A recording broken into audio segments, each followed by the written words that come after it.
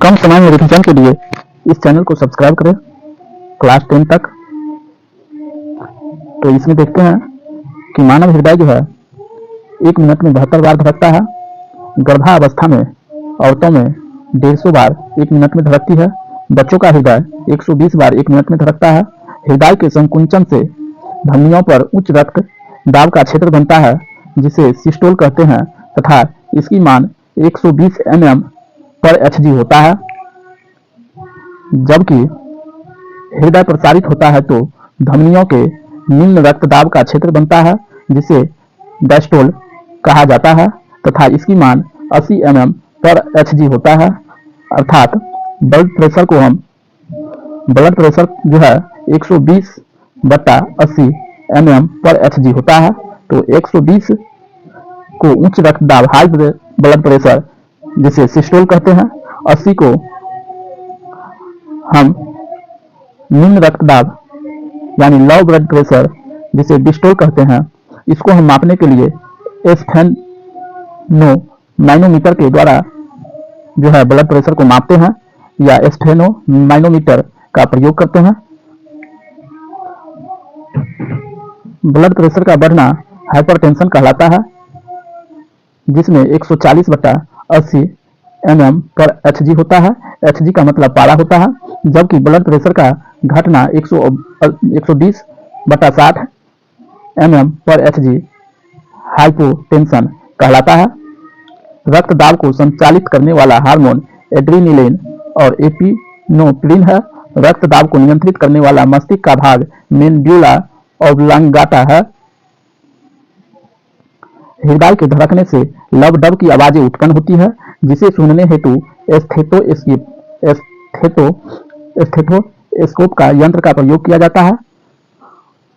सबसे बड़ा धमनी यानी हृदय धड़कन लब डब की आवाज सुनने के लिए या हृदय की धड़कन की आवाज सुनने के लिए स्टेथोस्कोप का प्रयोग किया जाता है।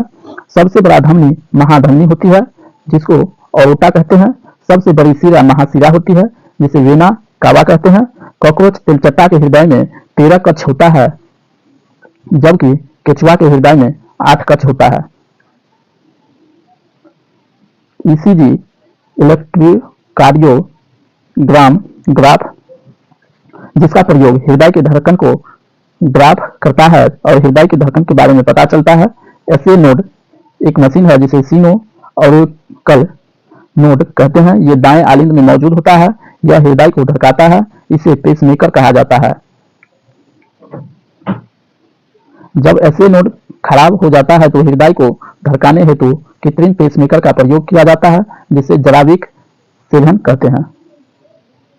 यहां से मेरा नया चैप्टर स्टार्ट होता है इंडोक्राइन सिस्टम अंतःस्रावी तंत्र जिसके अध्ययन को हम इंडोक्रिनोलॉजी कहते हैं। तो इस चैप्टर में हम ग्रंथि ग्लैंड के बारे में पढ़ेंगे। वैसा अंग जो किसी पदार्थ का स्रावन करता है उसे हम ग्रंथि कहते हैं। तो ये किसी पदार्थ जैसे एंजाइम और रस का स्रावन करता है और दूसरा हार्मोन का। तो ग्रंथि मुख्यतः 3 प्रकार का होता है। बाह्य स्रावी ग्रंथि, एक्सोक्राइन ग्लैंड, अंतःस्रावी ग्रंथि इंडोक्राइन ग्लैंड।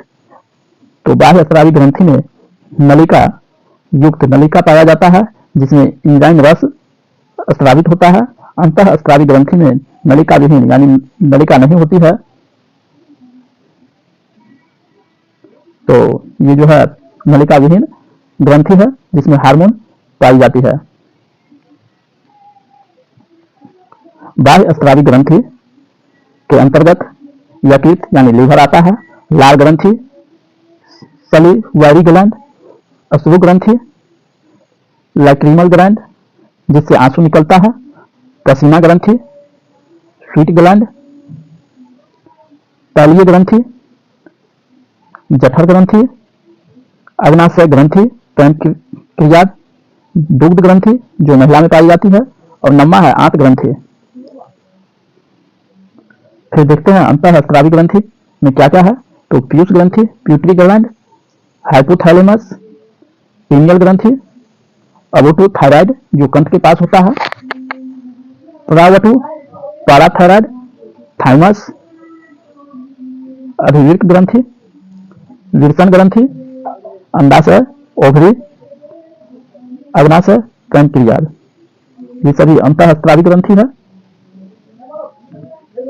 मिश्रित ग्रंथि, मिक्स ग्लैंड, यह अंतःस्रावी के साथ बाह्य स्रावी के रूप में कार्य करता है, अर्थात यह रस, एंजाइम तथा हार्मोन का स्रावन करता है, जैसे अग्नाशय, पैंक्रियाज। तो यहाँ देखें ना, इसमें जो है अग्नाशय बाह्य स्रावी में भी के अंतर्गत भी है और अंतःस्रावी के अंतर्गत भी अग्नाशय है, इसलिए इसको मिश्रित ग्लैंड के रूप में जाना जाता है। तो यहाँ देखते हैं कि शरीर में सबसे बड़ी अंतःस्रावी ग्रंथि अवटु थायराइड अवटु ग्रंथि है। सबसे छोटी ग्रंथि पीनियल ग्रंथि है। दूसरी सबसे छोटी ग्रंथि पीयूष ग्रंथि यानी पिट्यूटरी ग्लैंड।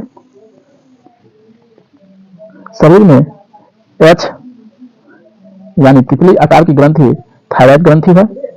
थायराइड ग्रंथि का जो आकार है ये एच और तितली के आकार की होती है। आपातकालीन ग्रंथि लड़ो और उरो ग्रंथि,